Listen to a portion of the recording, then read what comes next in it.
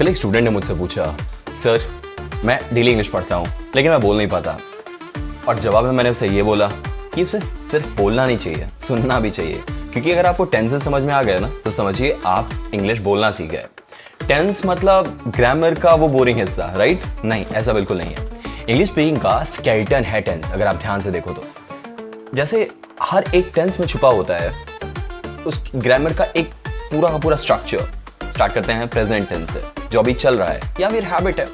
चलो एक scene imagine करते हैं। आप सुबह उठे, ब्रश किया और किसी ने आपसे पूछा व्हाट आर यू डूइंग, तो आप बोलते हो आई एम ब्रशिंग।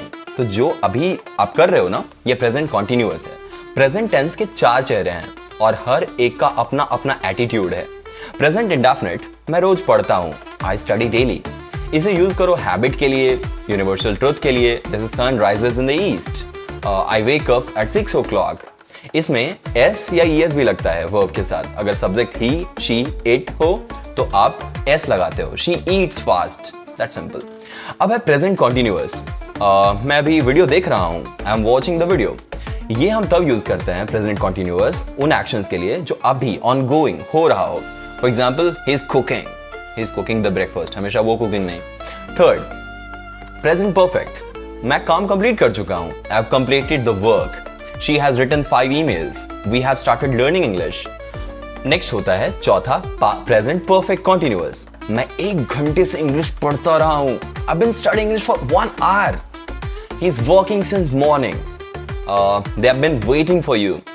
अब इसका स्टोरी एग्जांपल देखते हैं। इमेजिन करो एक लड़का है रोहन, वो सुबह जल्दी उठता है, he drinks green tea, then he reads the English newspaper। जब कोई से पूछता है कि what do you do, तो वो कॉन्फिडेंटली बोलता है that I'm an English learner, and that's the power of present tense। ये था आपका present tense। अब हम आते हैं past tense पे। past जिसका मतलब सिर्फ पुरानी बातें नहीं है, ये आपकी लाइफ की स्टोरी है। past indefinite, मैं स्कूल गया था, I went to school। she danced yesterday, they watched the movie last night। ये था पास्ट सिंपल। अब है पास्ट कॉन्टिन्यूअस, मैं 5 बजे तक पढ़ रहा था, I was studying till 5 o'clock yesterday, they were playing football, he was not listening। ये सब है कॉन्टिन्यूअस, पास्ट में कंटिन्यू हो रहा है। फिर है पास्ट परफेक्ट, मैं स्कूल जा चुका था उस समय तक, I had gone to school, she had finished her homework, वो कर चुकी थी होमवर्क कंप्लीट। तो ये है पास्ट परफेक्ट। फिर आता है पास्ट परफेक्ट कॉन्टिन्यूअस, मैं 2 घंटे से काम कर रहा था, I had been working for 2 hours, he had been waiting since morning। उस समय तक वो इंतजार कर रहा था।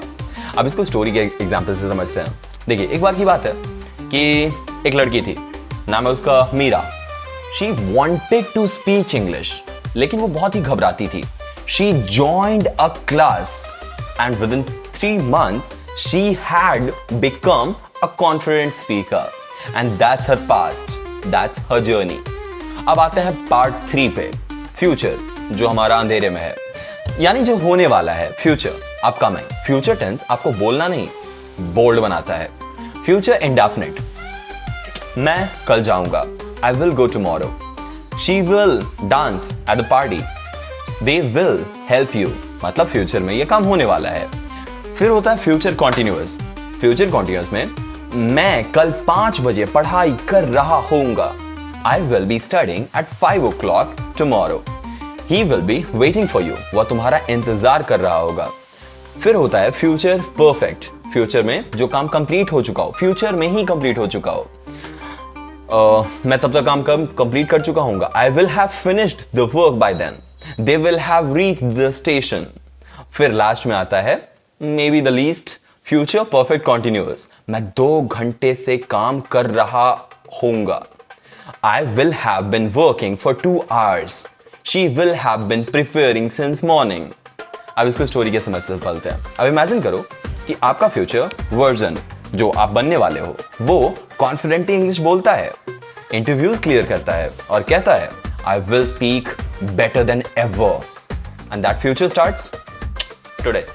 सो आप टेंस के चार्ट को समझते हैं।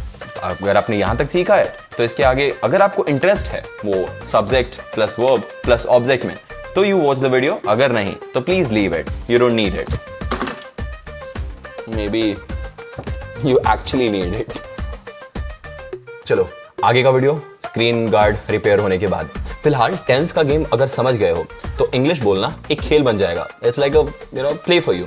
हर वक्त के लिए एक स्टाइल होता है। पास्ट का फील, प्रेजेंट का रियल और फ्यूचर का डील। अगर आप भी बोले ग्रामर ज़्यादा मत सोचिए, बस सिचुएशन को इमेजिन कीजिए, सेंटेंस ऑटोमेटिकली निकल जाएगा।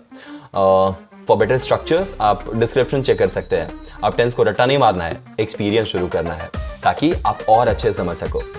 That's sufficient for today. We'll meet tomorrow with the next video. Some, crispy title just like this. Take better care of yourself. You're very important for me, at least as a viewer. See you in the next one. Bye.